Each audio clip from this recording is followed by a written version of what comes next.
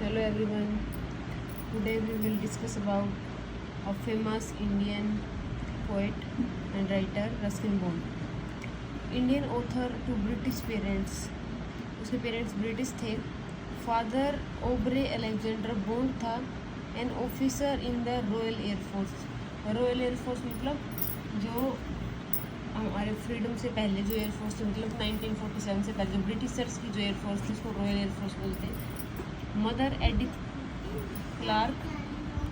He went to Bishop Cotton school and graduated from here also. वहाँ से graduation की Bishop Cotton school से. At the age of 8 his parents were separated.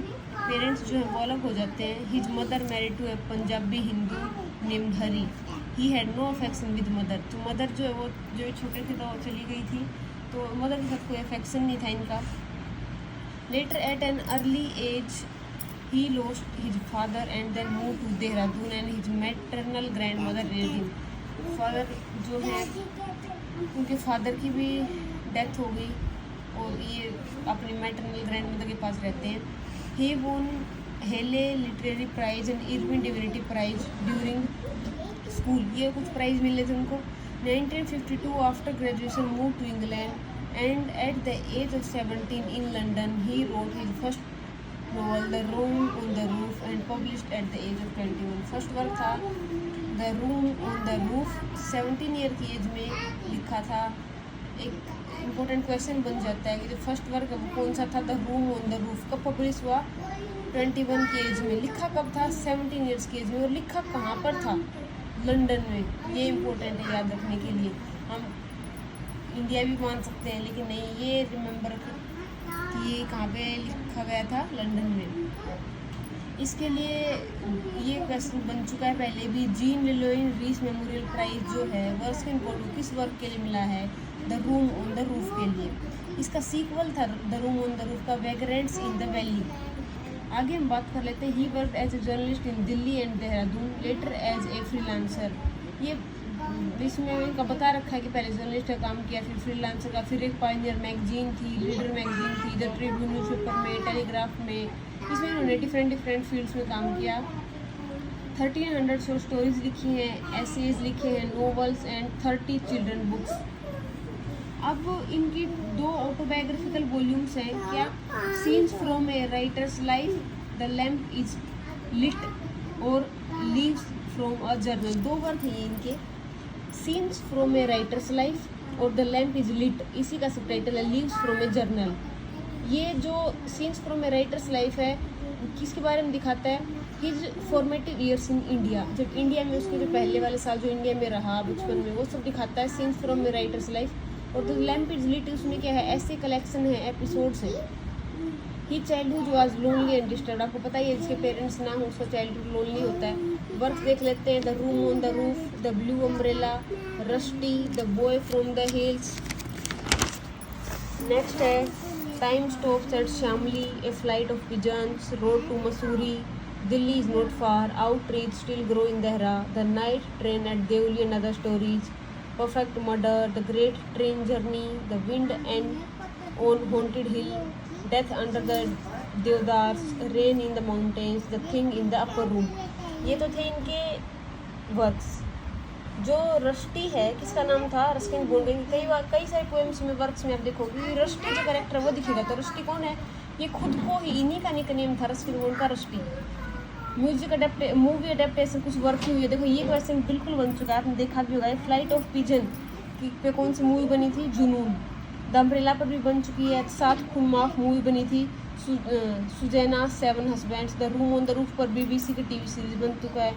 एक था rusty पे stories of Ruskin. 1992 में साहित्य अकादमी अवार्ड मिलता है. फॉर किस वर्क के लिए? Our trees still grow in Dehra. Dehradun को शॉर्ट फॉर्म में बोल रहा है. शॉर्ट स्टोरी कलेक्शन है. 1992 में मिला था. 1999 में पद्मश्री, 2014 में पद्म भूषण और 2017 में Atta Galatta literary fest book prize non fictional autobiography के लिए मिला. ये अभी भी जिंदा है.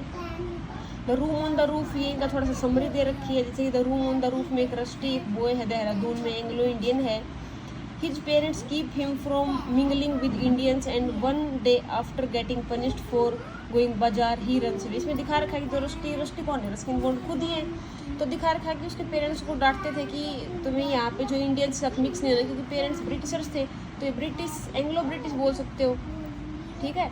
तो उसको मना करते हैं कि यहाँ पे तुम्हें उनके साथ मिक्स नहीं होना, लेकिन वो बात नहीं मानता और बाद में उसको धमकाते हुए भाग जाता है। At the bazaar he starts a new life, एक नई लाइफ स्टार्ट करता है। He lives in a small room on the roof and from there he sees everything and gets mature.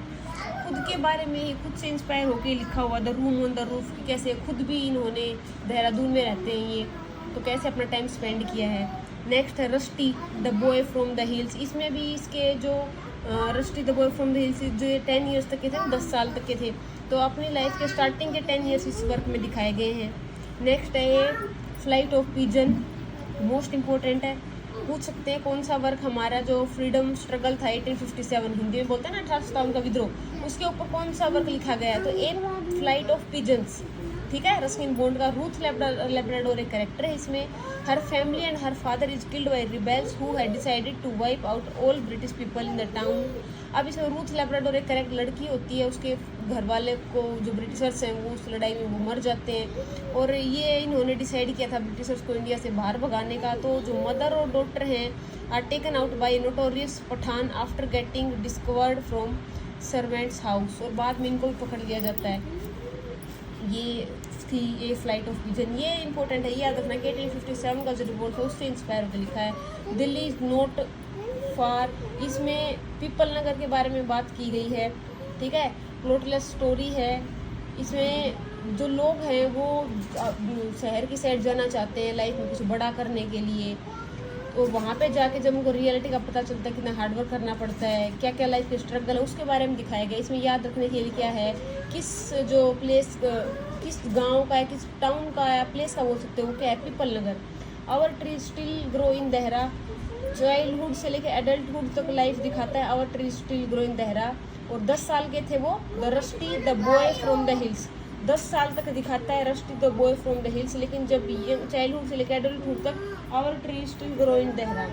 Time stops है शामली, ये भी शामली के बारे में दिखाता है, जहाँ पे एक ट्रेन दिल्ली से देहरादून जा रही थी और जो बस 5 मिनट के लिए देहरादून वाले स्टॉप पे रुकती है, और ये दिखाता है कि वहाँ पे क्या क्या इवेंट्स देखता है, पैसेंजर्स जा रहे हैं, natural beauty. Next the blue umbrella, Vishal Bhardwaj ने एक इससे ब्लू अम्ब्रेला से इंस्पायर की पिक्चर भी बनाई है जिसको नेशनल अवार्ड मिला है।